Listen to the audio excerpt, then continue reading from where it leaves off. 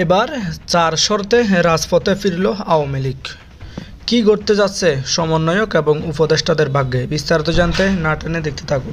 জনবল ও দাপট, ঢাকা মিরপুর সহ দফায় দফায় চলছে বিক্ষোভ মিছিল। ছাত্রলীগের সর্বকালের স্মরণকালের সবচেয়ে বড় যে মহাসমাবেশ, এই মহাসমাবেশে কিন্তু নেতাকর্মীর ইতিমধ্যে ছাত্রদের দল নিয়ে হাটে হাড়ি ভেঙে দিলেন ডক্টর ইউনূস। ৪ শর্তে রাজনীতিতে ফিরতে পারবে আওয়ামী লীগ। কঠিন চ্যালেঞ্জের মুখে অন্তর্বর্তীকালীন সরকার। এই সরকারের খুবই গুরুত্বপূর্ণ একজন উপদেষ্টা মাস্টারমাইন্ড মাহফুজ একটা কথা বলছিলেন যে নতুনদের সাথে পুরনোদের যুদ্ধ হবে।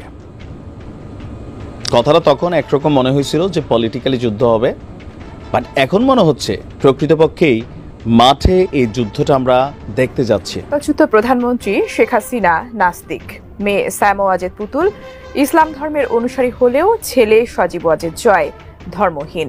পুলিশের ক্রিমিনাল ডাটা ম্যানেজমেন্ট সিস্টেমে এমন তথ্যই দেওয়া আছে। ন্যাশনাল ক্রাইসিস গ্রুপ আইসিজি তারা একটা প্রতিবেদন দিয়েছে, সেই প্রতিবেদনেই এখন বলা হচ্ছে যে এখন কিন্তু ইউনূস সরকারের মধুচন্দ্রিমা শেষ, 6 মাস। আসসালামু আলাইকুম রহমতুল্লাহ, সবাই কেমন আছেন? আশা করি সবাই অনেক অনেক ভালো এবং সুস্থ আছেন। সবাইকে স্বাগতম জানাচ্ছি আমাদের আরেকটু নতুন ভিডিওতে। প্রতিদিনের মতো আমি আপনাদের রিয়াদ ফারুকি আবারও চলে আসলাম নতুন একটা ভিডিও নিয়ে। দর্শক, আজকের ভিডিও টাইটেল এবং থাম্বনেল দেখে ইতিমধ্যে বুঝতে পেরেছেন কি বিষয় নিয়ে কথা বলবো। বর্তমানে চলমান দেশের যে রাজনীতির পরিস্থিতি চলতেছে তারই ধারাবাহিকতা আমরা চেষ্টা করি সবসময় আলোচিত সমালোচিত সব খবর সবার আগে আপনাদের মাঝে পৌঁছে দেওয়ার চেষ্টা করি। তারই ধারাবাহিকতা আজকের ভিডিও। ইতিমধ্যে আপনারা সবাই ভিডিওর শুরুতে বেশ কিছু অংশবিশেষ দেখেছেন, যে অংশবিশেষগুলো দেখে বুঝতে পেরেছেন আজকের ভিডিওটি কতটুকু গুরুত্বপূর্ণ হতে চলেছে। তাই আমি আর বিষয়টা নিয়ে বিস্তারিত বলবো না, কারণ বিস্তারিত বলতে গেলে ভিডিওটা অনেক লম্বা হয়ে যাবে। তাই সংক্ষেপে করার ক্ষেত্রে আমি মূল আলোচনা নিয়ে যাচ্ছি। তার আগে আপনাকে ছোট্ট একটি অনুরোধ জানিয়ে দিতে চাই, যারা আমাদের ফারুকি অনলাইন ইউটিউব চ্যানেলটিতে এখনো নতুন আছেন প্লিজ দয়া করে আমাদের চ্যানেল সাবস্ক্রাইব করে সাথে থাকবেন। চলুন আমরা একটা ভিডিও ফুটেজের মাধ্যমে ধারাবাহিকভাবে একটু বিস্তারিত দেখে আসবো। ক্ষমতাচ্যুত প্রধানমন্ত্রী শেখ হাসিনা পুত্র সজীব ওয়াজেদ জয়কে দেশে ফেরাতে রাজপথে নেমেছে সদ্য নিষিদ্ধ হওয়া সংগঠন ছাত্রলীগ। ছাত্রলীগ নিষিদ্ধ করা হলেও তাদের কমেনি জনবল ও দাপট, ঢাকা মিরপুর সহ দফায় দফায় চলছে বিক্ষোভ মিছিল। ছাত্রলীগের সর্বকালের স্মরণকালের সবচেয়ে বড় যে মহাসমাবেশ, এই মহাসমাবেশে কিন্তু নেতাকর্মীর ইতিমধ্যে দল। সেই সাথে সজীব ওয়াজেদ জয়কে দেশে ফেরাতে সমন্বয়ক উপদেষ্টাদের দিয়েছেন 3 মাসের আলটিমেটাম। আর বেশি দিন নাই, মাত্র 1.5 মাস। বাংলাদেশ সাবেক প্রধানমন্ত্রী শেখ হাসিনা পদত্যাগের পর থেকে আওয়ামী লীগ, ছাত্রলীগ, যুবলীগ, শ্রমিক লীগ সহ অন্যান্য সংগঠনের দেখা মেলেনি গত 3 মাসে। ছাত্রদের দল নিয়ে হাটে হাড়ি ভেঙে দিলেন ডক্টর ইউনূস। ৪ শর্তে রাজনীতিতে ফিরতে পারবে আওয়ামী লীগ। কঠিন চ্যালেঞ্জের মুখে অন্তর্বর্তীকালীন সরকার। এবার বিস্তারিত। ছাত্র জনতার তীব্র আন্দোলনের মুখে গত 5 আগস্ট শেখ হাসিনা পদত্যাগ করে ভারতে পালিয়ে যাওয়ার পর আওয়ামী লীগের নেতাকর্মীরা আত্মগোপনে চলে যান। অনেকে ভারতে কিংবা অন্য দেশে চলে গেছেন। এছাড়া অনেকে আটক হয়ে কারাগারে আছেন। ফলে দলের নেতৃত্ব কিংবা কার্যক্রম কোনোটাই এখন দৃশ্যমান নয়। এদিকে 49 বছর আগে 1975 সালের 15 আগস্ট শেখ মুজিবুর রহমানকে সপরিবারে হত্যাকাণ্ডের পরও ভয়াবহ এক সংকটকালের মুখোমুখি হতে হয়েছিল দেশের সবচেয়ে প্রাচীন এই রাজনৈতিক দল আওয়ামী লীগকে। সেই সংকট কাটাতে সময় লেগেছিল দীর্ঘ 21 বছর। জুলাই এবং আগস্টে গণহত্যার সঙ্গে সরাসরি জড়িয়ে পড়া আওয়ামী লীগ এবার ফিরতে কত সময় লাগবে, এই প্রশ্ন ঘুরপাক খাচ্ছে জনমনে। সম্প্রতি কাতার ভিত্তিক গণমাধ্যম আল জাজিরাকে সাক্ষাৎকার দেন সংবিধান সংস্কার কমিশনের প্রধান এবং রাজনীতি বিশ্লেষক আলী রিয়াজ। ওই সাক্ষাৎকারে তিনি আওয়ামী লীগের পুনরুত্থানের জন্য 4টি শর্ত উল্লেখ করেছেন। সেগুলো হলো: 1. 16 বছরের শাসনামলে বিশেষ করে 2024 সালের আন্দোলনের সময় সংঘটিত অপরাধের জন্য নিঃশর্ত ক্ষমা চাওয়া। 2. দলের বর্তমান মতাদর্শ পরিত্যাগ করা। 3. শেখ হাসিনার পরিবারের কোন সদস্যকে আর নেতৃত্বে না রাখা। 4.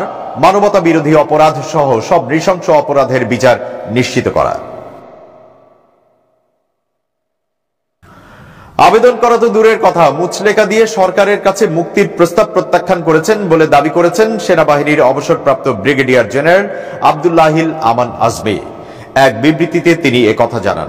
আন্তর্জাতিক মানবাধিকার বিষয়ক সংগঠন হিউম্যান রাইটস গুম সংক্রান্ত একটি রিপোর্ট সম্প্রতি গণমাধ্যমে প্রকাশিত হয়েছে। সেই রিপোর্টে উল্লেখ করা হয়েছে, যেহেতু আজমি একজন সেরা কর্মকর্তা ছিলেন, তাই শেখ হাসিনার কাছে তিনি মুক্তি দেওয়ার আবেদন জানাতে থাকেন। কিন্তু প্রতিবারই তার আবেদন নাকচ করে হাসিনা।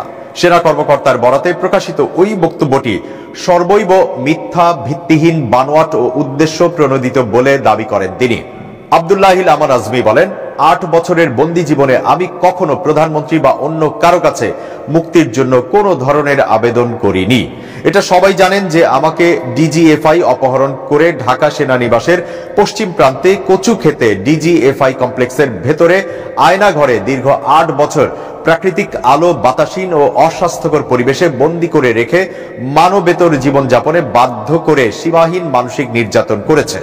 সুতরাং যদি কোনো সেনা কর্মকর্তার কাছে আমি আবেদন করেছিলাম মর্মে বক্তব্য দিয়ে থাকেন, তাহলে তিনি ডিজিএফআই এর অফিসারই হবেন। আজমি বলেন, আমি বন্দী থাকাকালীন ডিজিএফআই এর 5 জন ডিজি এবং ডিজিএফআই এর যে শাখায় আমাকে অপহরণ করে বন্দী করে রেখেছিল সেই শাখার 5 জন ডাইরেক্টর ছিলেন। আমি যদি মুক্তির জন্য প্রধানমন্ত্রীর কাছে আবেদন করে থাকি, তাহলে এই 10 জনের মধ্য হতে 2 বা তার অধিক অফিসারের মাধ্যমেই তো প্রধানমন্ত্রীর কাছে পাঠানোর কথা। আমি এই 10 কর্মকর্তা সহ সংশ্লিষ্ট সব কর্মকর্তাকে প্রকাশ্যে চ্যালেঞ্জ দিচ্ছি, আমি আবেদন করেছি মর্মে যেই দাবি করা হয়েছে সেই ধরনের কোনো দলিল আপনাদের নিকট থেকে থাকলে তার মূল কপি জনসম্মুখে প্রকাশ করে আপনাদের বক্তব্যের সত্যতা প্রমাণ করুন। তিনি আরো উল্লেখ করেন, বন্দী থাকাকালীন 2021 সালের 23 মে বিকেলে সেখানকার এক কর্মকর্তা আমাকে বলেছিলেন যে আমি দেশে থাকবো না, রাজনীতি করব না, নিজের পরিবার নিয়ে বিদেশ চলে যাব। এই মর্মে একটি মুচলেখা দিলে তারা আমাকে মুক্তি দিতে পারে। আমি সঙ্গে সঙ্গে সেই প্রস্তাব প্রত্যাখ্যান করে বলেছি যে আমি স্বাধীন দেশের নাগরিক, আমি রাজনীতি করব কি করব না, দেশে থাকবো কি থাকবো না সেটা আমার সিদ্ধান্ত। আমি মুচলেখা দিয়ে মুক্তি পেতে চাই না। সেই কর্মকর্তা কয়েকবার বললেও আমি আমার বক্তব্যে অটল থাকি। তিনি বলেন, আমি ডিজিএফআই এর সংশ্লিষ্ট কর্মকর্তার এ ধরনের নির্লজ্জ মিথ্যাচারের তীব্র নিন্দা জানাই। ভবিষ্যতে এ ধরনের মিথ্যাচার না করার জন্য আমি সংশ্লিষ্ট সবাইকে অনুরোধ জানাচ্ছি। ছাত্ররা নিজেরাই রাজনৈতিক দল গঠন করছে, এই লক্ষ্যে তারা দেশ জুড়ে লোকজনকে সংগঠিত করছে বলে জানিয়েছেন অন্তর্বর্তী সরকারের প্রধান উপদেষ্টা অধ্যাপক ডক্টর মোহাম্মদ ইউনূস। ব্রিটিশ সংবাদ মাধ্যম ফিনান্সিয়াল টাইমসের প্রধান বৈদেশিক বিষয়ক ভাষ্যকার গিডিয়ন র্যাচম্যানের উপস্থাপনায় একটি পডকাস্টে তিনি এই কথা বলেন। র্যাচম্যান রিভিউ নামের ওই পডকাস্টের কথোপকথন লিখিত আকারে প্রকাশ করেছে ফিনান্সিয়াল টাইমস। বিশ্ব অর্থনৈতিক ফোরামের বার্ষিক সম্মেলন উপলক্ষে সম্প্রতি সুইজারল্যান্ডের দাভোস সফর করেন প্রধান উপদেষ্টা। সে সময় ব্রিটিশ সংবাদ মাধ্যম ফিনান্সিয়াল টাইমসের প্রধান বৈদেশিক বিষয়ক ভাষ্যকার গিডিয়ন র্যাচম্যানের উপস্থাপনায় একটি পডকাস্টে কথা বলেন তিনি। বাংলাদেশে আগামী জাতীয় নির্বাচন নিয়ে এক প্রশ্নের জবাবে ডক্টর মোহাম্মদ ইউনূস বলেন, তিনি নির্বাচনের সম্ভাব্য যে 2টি সময়ের কথা বলেছেন তা ভালো সময়, কারণ তিনি জাতীয় ঐক্য ধরে রাখছেন। তিনি এটা থেকে বিচ্যুত হতে চান না। আলোচনার এক পর্যায়ে অধ্যাপক ইউনূস বলেন, একটি সম্ভাবনা হলো ছাত্ররা নিজেরাই একটি দল গঠন করছে। শুরুতে যখন তারা উপদেষ্টা পরিষদ সভা গঠন করছে, তখন আমি 3 জন ছাত্রকে আমার উপদেষ্টা পরিষদে নিয়েছিলাম। আমি বলেছিলাম যদি তারা দেশের জন্য জীবন দিতে পারে তাহলে তারা উপদেষ্টা পরিষদে বসতে পারে, জীবন দেওয়ার জন্য কি করছে সে বিষয়ে সিদ্ধান্ত নিতে পারে, তারা ভালো কাজ করছে। পডকাস্টে উপস্থাপক এক পর্যায়ে প্রশ্ন করেন, বাংলাদেশ নিয়ে ভারতীয় ভাষ্যের একটি বিষয়ে আপনার দৃষ্টি আকর্ষণ করতে চাই। তারা বলছে বাংলাদেশের অবস্থা খুবই নাজুক। অধ্যাপক ইউনূস হয়তো নাও ঠিক থাকতে পারেন, কিন্তু সেখানে ইসলামিস্টরা রয়েছেন যারা দেশের নিয়ন্ত্রণ নিতে চাচ্ছে। এই বিষয়ে আপনি কি বলবেন? তখন অধ্যাপক মোহাম্মদ ইউনূস বলেন, আমরা এমন লক্ষণ দেখি না, অন্তত আমি এখন কোনো লক্ষণ দেখি না। তরুণরা সত্যি প্রতিশ্রুতিবদ্ধ, তাদের খারাপ কোনো কিছুর সঙ্গে সংস্পর্শ নেই বা নিজেদের রাজনৈতিক আখের গোছানোর ব্যক্তিগত আকাঙ্ক্ষা নেই। তারা এই পরিস্থিতিতে রাজনৈতিক দল গঠন করছে বা রাজনীতিতে যুক্ত হচ্ছে। এটা দরকার, কারণ রক্তের বিনিময়ে অর্জন তাদের রক্ষা করতে হবে। অন্যথায় সেগুলো সেই সব ব্যক্তি নিয়ে যাবে যারা বিগত প্রশাসন ও অন্যান্যের মতো সবকিছুর পুনরাবৃত্তি করার সুযোগ খুঁজছে। এটাই বাংলাদেশে আমাদের রাজনৈতিক পরিবেশ। সুতরাং তারা এটা রক্ষা করার চেষ্টা করছে। তাই আমি বলবো ছাত্রদের স্বচ্ছ অভিপ্রায় থাকবে। সবার দৃষ্টি নতুন দলে, এটি দৈনিক যুগান্তরের প্রধান শিরোনাম। খবরে বলা হয়, জুলাই গণ অভ্যুত্থানে নেতৃত্ব দেওয়া বৈষম্য বিরোধী ছাত্র আন্দোলনের পক্ষ থেকে শিগগির নতুন রাজনৈতিক দল আত্মপ্রকাশ হতে যাচ্ছে। এই দল গঠনকে কেন্দ্র করে রাজনীতির মাঠে সরগরম হয়ে উঠছে। বিভিন্ন শ্রেণী পেশার মানুষ সহ সবার মধ্যে এ নিয়ে আগ্রহের কমতি নেই। 15 ফেব্রুয়ারির মধ্যে নতুন এই দলটি আত্মপ্রকাশ হতে যাচ্ছে। বলা হচ্ছে, সম্পূর্ণ ব্যতিক্রমধর্মী জনপ্রত্যাশা পূরণের প্রতিশ্রুতি নিয়ে আসছে জাতীয় নাগরিক কমিটির এই রাজনৈতিক দল, যার গঠনতন্ত্র ও নির্বাচনী ইশতেহারেও থাকবে বৈচিত্র্য।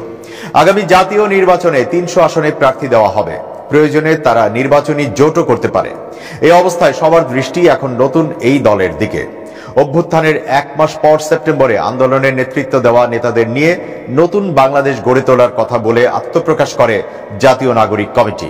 প্রায় 4 মাস ধরে সারা দেশের বিভিন্ন জেলা উপজেলায় কমিটি গঠন করে সংগঠনের বিস্তৃতিও ঘটিয়েছে তারা। উদ্যোক্তাদের পক্ষ থেকে বলা হচ্ছে, তৃণমূলে সাংগঠনিক কাঠামো তৈরি হলে দলও দাঁড়িয়ে যাবে। গত কয়েকদিন থেকে জাতীয় নাগরিক কমিটির পক্ষ থেকে দল গঠনের সর্বশেষ প্রস্তুতি সম্পর্কে জানান দেওয়া হচ্ছে। আগামী ডিসেম্বরের মধ্যে জাতীয় নির্বাচনের সম্ভাব্যতা মাথায় রেখে দ্রুত দল গঠনের প্রক্রিয়া শেষ করতে চায় নেপথ্যের কারিগররা। রাজনৈতিক বিশ্লেষকদের মতে, বিএনপি, জামায়াত ইসলামী সহ বিভিন্ন রাজনৈতিক দল, সামাজিক, সাংস্কৃতিক এবং পেশাজীবী সংগঠনের মানুষেরও দৃষ্টি এই দলের দিকে। যদিও বাংলাদেশের বাস্তবতায় গত প্রায় 4 দশকে আওয়ামী লীগ, বিএনপির মতো সারা দেশে বিস্তৃত বড় কোনো রাজনৈতিক দল তৈরি হয়নি। বিভিন্ন সময় বেশ কয়েকটি রাজনৈতিক দল গঠিত হলেও সেগুলো আওয়ামী লীগ, বিএনপির মতো বড় দলে রূপান্তরিত হতে পারেনি। এছাড়া বাম, ডান, জাতীয়তাবাদী থেকে শুরু করে ইসলামপন্থী আদর্শের রাজনীতিও আগে থেকেই উপস্থিত আছে দেশটিতে। ফলে ছাত্রদের নতুন দল নিয়ে এখন সর্বত্র চুলচেরা বিশ্লেষণ চলছে। বিশ্বব্যাপী সংঘাত নিয়ে কাজ করা বেলজিয়াম ভিত্তিক নীতি গবেষণা প্রতিষ্ঠান International Crisis Group ICG Bangladesh গণতান্ত্রিক রূপান্তরের সংকটগুলো শীর্ষক প্রতিবেদনে এই পর্যবেক্ষণ তুলে ধরেছে। আইসিজি জানায়, ইউরোপীয় ইউনিয়ন এবং এর সদস্য দেশগুলো কোথায় শান্তির সম্ভাবনা বাড়াতে পারে তা চিহ্নিত করে প্রতি বছর একটি ইইউ ওয়াচলিস্ট বা ইইউ পর্যবেক্ষণ তালিকা প্রকাশ করে থাকে। এবছরের তালিকায় বাংলাদেশের পাশাপাশি মলদোভা, কলম্বিয়া, উত্তর Korea, Sudan, Great Lakes, Ukraine, Syria, Israel, ফিলিস্তিন ও ইরানের নামও রয়েছে। ইন্টারন্যাশনাল ক্রাইসিস গ্রুপের মায়ানমার ও বাংলাদেশ বিষয়ক সিনিয়র কনসালটেন্ট থমাস কিয়ান বলেন, বাংলাদেশের অন্তর্বর্তী সরকারের মধু চন্দ্রিমা এখন পুরোপুরি শেষ। রাজনৈতিক দলগুলো এবং অন্যান্য গুরুত্বপূর্ণ পক্ষ সংস্কার নিয়ে দর কষাকষি করায় এবং নির্বাচনী সুবিধার জন্য মরিয়া হয়ে ওঠায় এবছর রাজনৈতিক চ্যালেঞ্জগুলো বাড়তে পারে। থমাস কিয়ান বলেন, জিনিসপত্রের ক্রমবর্ধমান মূল্যের কারণেও অন্তর্বর্তী সরকার চাপের মধ্যে রয়েছে, যা সাবেক প্রধানমন্ত্রী শেখ হাসিনার অব্যবস্থাপনার উত্তরাধিকার হিসেবে তারা পেয়েছে। আর অর্থনীতিকে আবার সঠিক পথে ফিরিয়ে আনার চলমান প্রচেষ্টার সুফল বাংলাদেশের জনগণের বাস্তবে পেতে আরো সময় লাগবে। ভারতের সঙ্গে সম্পর্কে এখনো টানাপোড়েন রয়েছে, আর রোহিঙ্গা শরণার্থীদের অদূর ভবিষ্যতে যুদ্ধ বিধ্বস্ত মায়ানমারে ফিরে যাওয়ার সম্ভাবনা খুব কম।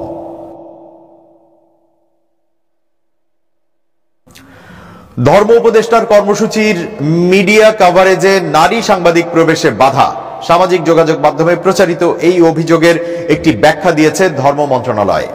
জনসংযোগ কর্মকর্তা মোহাম্মদ আবু বকর সিদ্দিকের মাধ্যমে গণমাধ্যমের কাছে লিখিত বক্তব্য পাঠানো হয়েছে। এতে বলা হয়, ধর্ম উপদেষ্টার কর্মসূচির মিডিয়া কভারেজে নারী সাংবাদিক প্রবেশে বাধা এরূপ একটি ফেসবুক পোস্ট সামাজিক যোগাযোগ মাধ্যমে লক্ষ্য করা গেছে। একজন নারী সাংবাদিক তার ফেসবুক ওয়ালে এই পোস্ট করেছেন। পরে অনেকেই বিভিন্নভাবে তাদের ফেসবুক ওয়ালে এই পোস্ট শেয়ার করেছেন। 29 জানুয়ারি চীন মৈত্রী আন্তর্জাতিক সম্মেলন কেন্দ্রে আয়োজিত একটি অনুষ্ঠানে এমন ঘটনা ঘটেছে বলে পোস্টটিতে উল্লেখ করা হয়েছে। এই অনুষ্ঠানের আয়োজক ছিল কওমি উদ্যোক্তা নামের একটি সংগঠন। এই অনুষ্ঠানে ধর্ম উপদেষ্টা আ.ফ.ম. খালিদ হোসেন প্রধান অতিথি হিসেবে আমন্ত্রিত হয়ে অংশগ্রহণ করেন। তিনি এই অনুষ্ঠানে প্রায় 45 মিনিট অবস্থান করেন এবং সেখানে বক্তব্য দেন। সেখানে অবস্থানকালে এই অনুষ্ঠানে নারী সাংবাদিকের প্রবেশে বাধা দেওয়ার বিষয়ে তিনি অবহিত ছিলেন না এবং কোনো সাংবাদিকও তাকে এই বিষয়ে কোনো অভিযোগ করেননি। সেখানে থাকা অবস্থায় এরূপ ঘটনার বিষয়ে অবহিত হলে তিনি অবশ্যই নারী সাংবাদিকের সেখানে পেশাগত দায়িত্ব পালনে প্রয়োজনীয় ব্যবস্থা গ্রহণ করতেন। লিখিত বক্তব্যে বলা হয়, কওমি উদ্যোক্তা সম্মেলনে এরূপ কোনো ঘটনা ঘটে থাকলে সেটি অবশ্যই নিন্দনীয়। তবে এরূপ ঘটনার জন্য অনুষ্ঠানে আমন্ত্রিত অতিথিকে দায়ী করাটা কোনোভাবেই যুক্তিসঙ্গত ও গ্রহণযোগ্য নয়। এরূপ পোস্ট নিছক উদ্দেশ্য প্রণোদিত।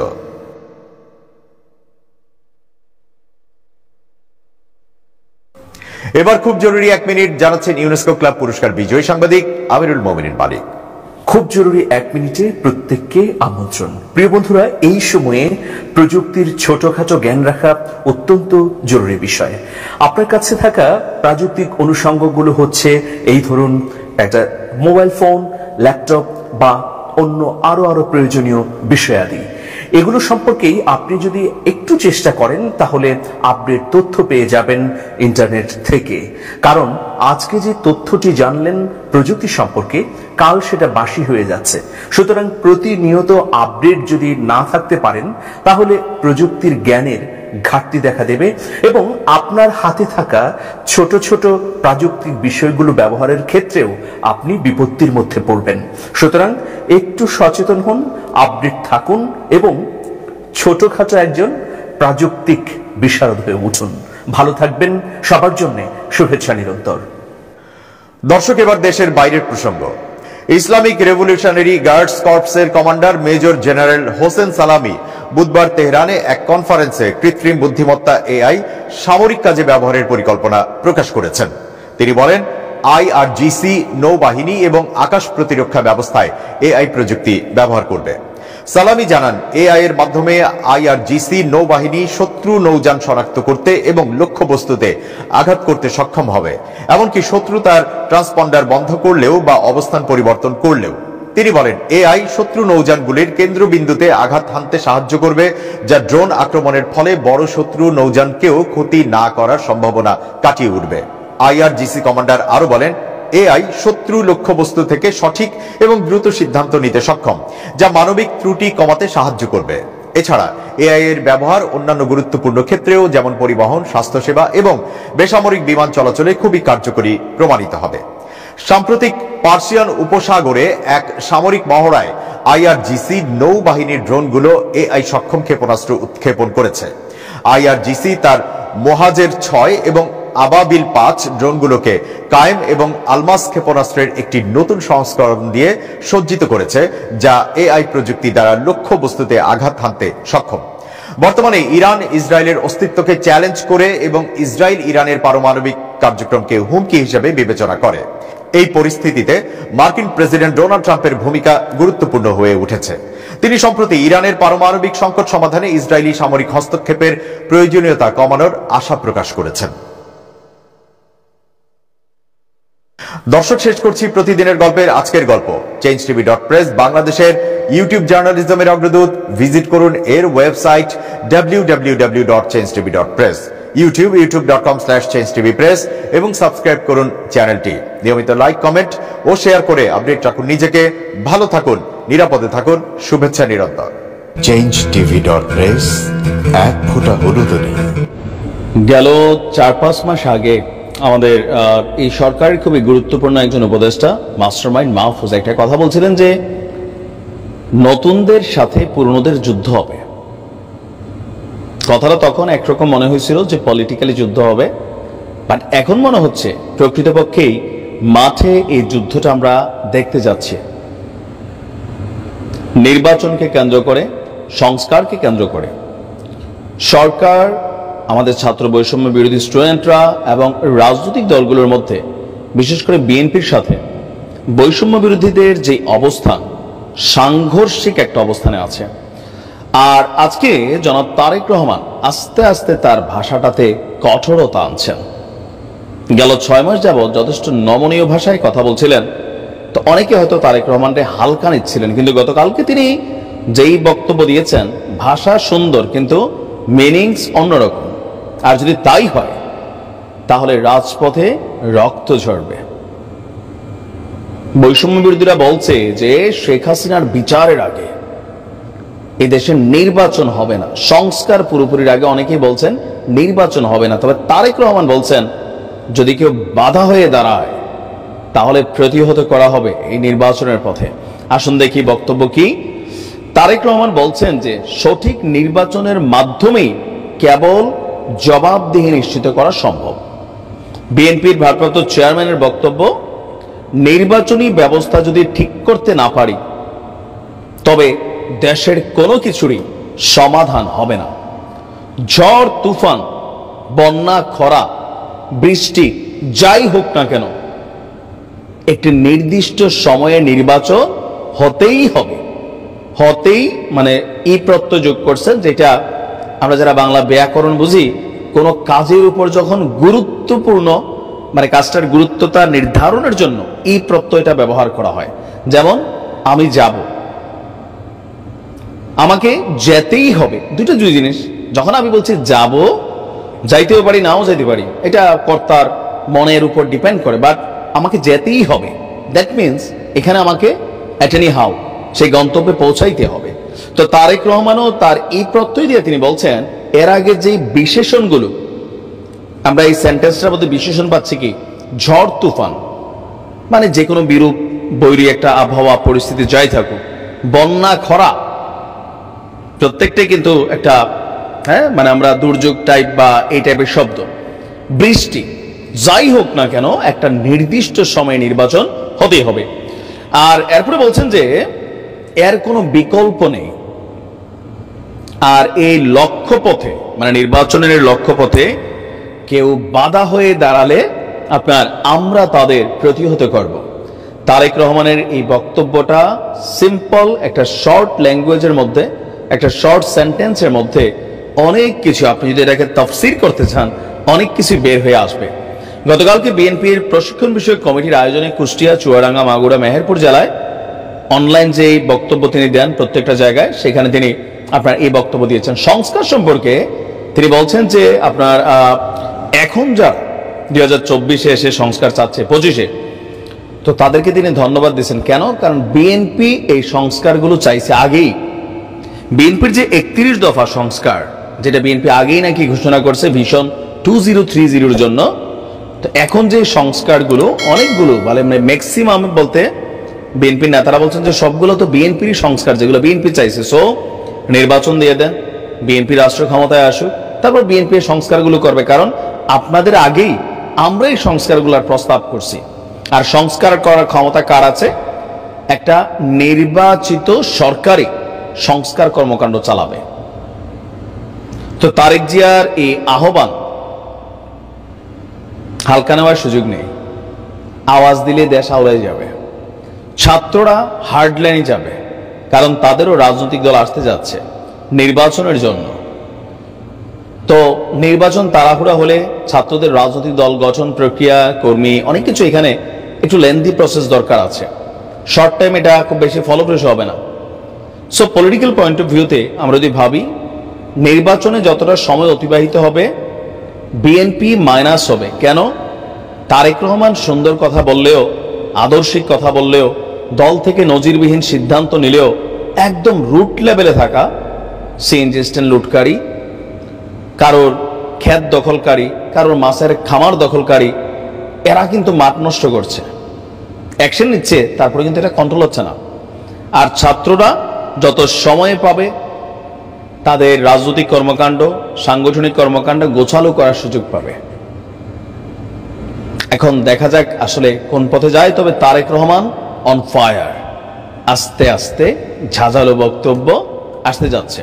ভালো থাকো, আসসালামু আলাইকুম। বাংলাদেশের ক্ষমতাচ্যুত প্রধানমন্ত্রী শেখ হাসিনা নাস্তিক, মেয়ে সাইমা ওয়াজেদ পুতুল ইসলাম ধর্মের অনুসারী হলেও ছেলে সজীব ওয়াজেদ জয় ধর্মহীন। পুলিশের ক্রিমিনাল ডাটা ম্যানেজমেন্ট সিস্টেমে এমন তথ্যই দেওয়া আছে বলে দাবি করেছে দেশের একটি জাতীয় দৈনিক। কিন্তু এই তথ্য আদৌ কতটা সঠিক, বিস্তারিত জানাচ্ছেন আরিফ হাসান। 2015 সালে ক্রিমিনাল ডাটা ম্যানেজমেন্ট সিস্টেম চালু করে বাংলাদেশ পুলিশ, যেখানে সংরক্ষিত থাকে অপরাধীদের যাবতীয় অপরাধের তথ্য। এটিকে previous conviction and previous record বা পূর্ববর্তী দণ্ড রেকর্ড সমূহের পরিসংখ্যান পিসিপিআরও বলা হয়ে থাকে।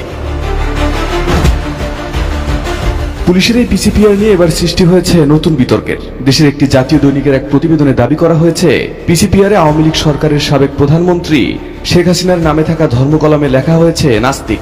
তার মেয়ে সাইমা ওয়াজেদ পুতুলের নামে ধর্মকলামে ইসলাম লেখা থাকলেও ছেলে সজীব ওয়াজেদ জয়ের নামে কোনো ধর্মকলাম রাখাই হয়নি। ওই সংবাদ মাধ্যমের দাবি, পিসিপিআর রেকর্ড বলছে শেখ হাসিনার নামে ব্যক্তির নাম কলামে লেখা হয়েছে শেখ হাসিনা, সভাপতি বাংলাদেশ আওয়ামী লীগ। পিতার নাম মৃত শেখ মুজিবুর রহমানের পরিবর্তে লেখা হয়েছে মৃত শেখ মুজিবুর রহমান, যে বানানটাও ভুল। এছাড়া বৈবাহিক অবস্থা লেখা হয়েছে মহিলা, ধর্মের কলামে লেখা হয়েছে নাস্তিক, ব্যক্তির থিম কলামে লেখা হয়েছে হত্যাকারী। শেখ হাসিনার বয়স লেখা হয়েছে ৭৬ বছর। সিডিএমএস এ যুক্ত করা হয়েছে একটি ছবিও। নির্মাণ কাজেও আমি বেছে নেই CSRM TMT 500W Committed for Better Still। ওই প্রতিবেদনে বলা হয়, গত ৫ আগস্ট পরবর্তী সময়ে ঢাকা মহানগরী সহ দেশের বিভিন্ন থানার মামলায় ছাত্র জনতার আন্দোলনে হত্যাকারী, হত্যার চেষ্টা, হত্যার নির্দেশদাতা হিসাবে প্রথমবারের মতো সিডিএমএস এ যুক্ত হয় শেখ হাসিনার নাম। মূলত মামলা তদন্ত সহ যাবতীয় কার্যক্রম ডিজিটাল করার অংশ হিসেবে পুলিশের পক্ষ থেকে এই উদ্যোগ নেওয়া হয়। ওই সময় বাংলাদেশের প্রধানমন্ত্রী ছিলেন শেখ হাসিনা, কিন্তু জাতীয় এই দৈনিকটি এমন দাবি করলেও প্রতিবেদনে উল্লেখযোগ্য কোনো প্রমাণ দেখাতে পারেনি। পিসিপিআর এর সেই ক্রিমিনাল ডাটাতে শেখ মুজিবুর রহমানের নামটাও ভুল করা হয়েছে। আবার শেখ হাসিনার মেয়ে সাইমা ওয়াজেদ পুতুল এবং ছেলে সজীব ওয়াজেদ জয়কে নিয়ে যে তথ্য দেওয়া হয়েছে তাতেও কোনো তথ্য প্রমাণ দৃশ্যমান হয়নি। পিসিপিআর মূলত পুলিশের অভ্যন্তরীণ ও গোপনীয় বিষয়। ফৌজদারি মামলা সংক্রান্ত তথ্য ব্যবস্থাপনায় পুলিশের কেন্দ্রীয় সফটওয়্যার বা সিডিএমএস এ অপরাধীর সব তথ্য সংরক্ষিত থাকে। ওই প্রতিবেদনে পুলিশের এক কর্মকর্তা সংবাদ মাধ্যমটির এই দাবি অস্বীকার করেছেন। Arif Hasan, ATN news. Honeymoon শেষ, অন্তর্বর্তী সরকারের উপর জনপ্রত্যাশার চাপ বাড়ছে, এই শিরোনামে যুগান্তরের একটি রিপোর্ট। আর এই রিপোর্টটি করা হয়েছে বেলজিয়াম ভিত্তিক আন্তর্জাতিক বেসরকারি প্রতিষ্ঠান International Crisis Group ICG. International Crisis Group ICG তারা একটা প্রতিবেদন দিয়েছে। সেই প্রতিবেদনেই এখন বলা হচ্ছে যে এখন কিন্তু ইউনূস সরকারের মধুচন্দ্রী মাসের 6 মাস হতে গেছে। এখন জনপ্রত্যাশার দাবি বাড়ছে দুই দিক দিয়ে। একটা বিভিন্ন সামাজিক সংগঠন, বিভিন্ন পেশাজীবী সংগঠন, তারা তাদের দাবি তুলে ধরছেন, রাজপথে অবস্থান নিচ্ছেন। অন্যদিকে রাজনৈতিক দলগুলো ভোটের দাবিতে, নির্বাচনের দাবিতে তারাও আওয়াজ তুলছে। ফলে এখন চতুর্মুখী কিন্তু চাপের মধ্যে আছে ইউনূস সরকার, সেই কথাটি এই রিপোর্টে তুলে ধরা হয়েছে। ছাত্র জনতার অভ্যুত্থানে শেখ হাসিনা ক্ষমতাচ্যুত হলে অন্তর্বর্তী সরকারের দায়িত্বে আসেন ডক্টর মোহাম্মদ ইউনূস। নোবেল বিজয়ী ডক্টর ইউনূসকে প্রধান করে গড়া হয় এই সরকার। সেই সরকারের মেয়াদও 5 মাস ছাড়িয়েছে। এই সময়টাকে মধুচন্দ্রিমা বলে উল্লেখ করেছে বেলজিয়াম ভিত্তিক আন্তর্জাতিক বেসরকারি প্রতিষ্ঠান International Crisis Group ICG. EU watch list নামের এক দীর্ঘ প্রতিবেদনে তারা বলেছে, শেখ হাসিনাকে ক্ষমতাচ্যুত করার উল্লাস শুরুতে ইউনূস প্রশাসনের জন্য অভাবনীয় জনসমর্থনের রূপ নেয়, কিন্তু সংস্কারের নামে সেই মধুচন্দ্রিমার সময় শেষ হয়ে গেছে। অর্থাৎ সংস্কারের নামে একটা প্রলম্বিত একটি শাসনের সংখ্যা করছে রাজনৈতিক দলগুলো। সেই কারণে তারা ক্ষুব্ধ হচ্ছে, তারা নির্বাচনের দাবি জানাচ্ছে। সেই কারণেই বলা হচ্ছে যে ইউনূস সরকারের মধুচন্দ্রিমা শেষ হতে যাচ্ছে। প্রতি বছর এই প্রতিবেদনটি প্রকাশ করে আইসিজি। ইউরোপীয় ইউনিয়ন শান্তি প্রতিষ্ঠায় কোন দেশের ক্ষেত্রে কি ভূমিকা রাখতে পারে তা প্রতিবেদনে তুলে ধরা হয়। বৃহস্পতিবার প্রকাশিত এবারের প্রতিবেদনে বাংলাদেশ ছাড়াও কলম্বিয়া, উত্তর Korea, Sudan, Great Lakes, Ukraine, Syria, Israel, Pakistan ও ইরানের নাম আছে। বাংলাদেশ অংশের শিরোনাম করা হয়েছে বাংলাদেশ গণতান্ত্রিক উত্তরণে উভয় সংকট। সেখানে দুভাগে তুলে ধরা হয়েছে বাংলাদেশের সাম্প্রতিক অবস্থা এবং নানা অসঙ্গতির কথা। প্রতিবেদনে বলা হয়, অন্তর্বর্তী সরকারের উপর জনপ্রত্যাশার চাপ বাড়তে শুরু করেছে। সেটা কেবল প্রতিশ্রুত সংস্কারের জন্য নয়, দৈনন্দিন সুশাসনের উন্নতিরও দাবি আছে। অর্থাৎ একটা সংস্কারের দাবি আছে যে সংস্কার দ্রুত করো, ভালোভাবে করো। আবার হচ্ছে প্রতিদিন যে সুশাসন, অর্থাৎ আইন শৃঙ্খলা পরিস্থিতি, দ্রব্যমূল্য, এই বিষয়গুলোর উপর দাবি দেওয়া আসছে। আইসিজি বলছে, আওয়ামী লীগের অনুপস্থিতিতে বিএনপি এখন দেশের বৃহত্তম রাজনৈতিক শক্তিতে পরিণত হয়েছে। দলটিকে অপেক্ষমান সরকার হিসেবে দেখা হচ্ছে। রাজনৈতিক বিষয়ের পাশাপাশি অর্থনীতি নিয়েও লেখা হয়েছে প্রতিবেদন। এটা একটা ভালো শব্দ ব্যবহার করেছে। বিএনপিকে অপেক্ষমান সরকার হিসেবে দেখা হচ্ছে এবং এই কারণে কিন্তু বিএনপির উপর চাপও বাড়ছে। অন্যান্য রাজনৈতিক দল কিন্তু বিএনপিকে নিশানা করে নানা রকম বক্তব্য দিচ্ছে যে তাদের চাঁদাবাজি আছে, তাদের নানা রকম শাসন আছে যেগুলো আওয়ামী লীগের সাথে তুলনীয়। এমনকি আওয়ামী লীগের সাথেও বলা হচ্ছে যে তারা আওয়ামী লীগকে সাথে করে নিয়ে রাজনীতি করতে চায়, এরকম নানা রকম কথা। কেন তারেক রহমান দেশে ফিরছে না, দলের নেতারা দখলবাজি চাঁদাবাজি করছে, এই সমস্ত নানা রকম সমালোচনা কিন্তু করছে। কেন? ওই যে অপেক্ষমান সরকার হিসেবে দেখা হচ্ছে বিএনপিকে, সেই কারণেই বিএনপির উপরও কিন্তু চাপ বাড়ছে। অর্থনীতি আবার সঠিক পথে ফিরিয়ে আনার চলমান প্রচেষ্টা সুফল পেতে বাংলাদেশের জনগণের আরো অপেক্ষা করতে হবে। এছাড়া ভারতের সঙ্গে সম্পর্কে এখনো টানাপোড়েন আছে, আর রোহিঙ্গা শরণার্থীদের অদূর ভবিষ্যতে যুদ্ধ বিধ্বস্ত মিয়ানমারে ফিরে যাওয়ার সম্ভাবনা খুব কম বলে উল্লেখ করা হয়েছে। যেখানে ইউনূস বলছেন যে একটা নতুন একটা অঞ্চল করতে, ওই আরাকানে অঞ্চলে যেখানে রোহিঙ্গারা বসবাস করত, সেখানে একটা আলাদা সেফ জোন, কিন্তু সেটি কার্যকর হবে কিনা অন্যান্য দেশের শক্তিধর দেশগুলো কিন্তু এখন মুখ খোলেনি যে তারা এরকম একটি ব্যবস্থা করবে। সেই কারণে একটা বড় চ্যালেঞ্জ তৈরি হচ্ছে। আবার যেহেতু মার্কিন যুক্তরাষ্ট্র সহায়তা বন্ধ করছে, এখনো যদিও রোহিঙ্গাদের ক্ষেত্রে সেটা করেনি, কিন্তু যদি সেটা করে তাহলে তো নতুন ধরনের চাপের মধ্যে পড়বে, সেই কথাটি আইসিজি বলছে। আইসিজি মনে করে অর্থনীতি আবার সঠিক পথে ফিরিয়ে আনার চলমান প্রচেষ্টার সুফল পেতে বাংলাদেশের জনগণের আরো অপেক্ষা করতে হবে। দর্শক ভালো থাকবেন, আল্লাহ হাফেজ। অবশ্যই বিষয়টি আপনার মতামত কমেন্টে জানাবেন। কারা পরবর্তীতে অর্থাৎ ডক্টর ইউনূস যে রাষ্ট্র চালাচ্ছেন সেটাকে আপনারা কতটুকু সমর্থন করেন, এটা নিয়ে আপনারা মতামত জানাতে পারেন কমেন্ট সেকশনে। ধন্যবাদ সবাইকে, ভালো থাকবেন, সুস্থ থাকবেন, আল্লাহ হাফেজ।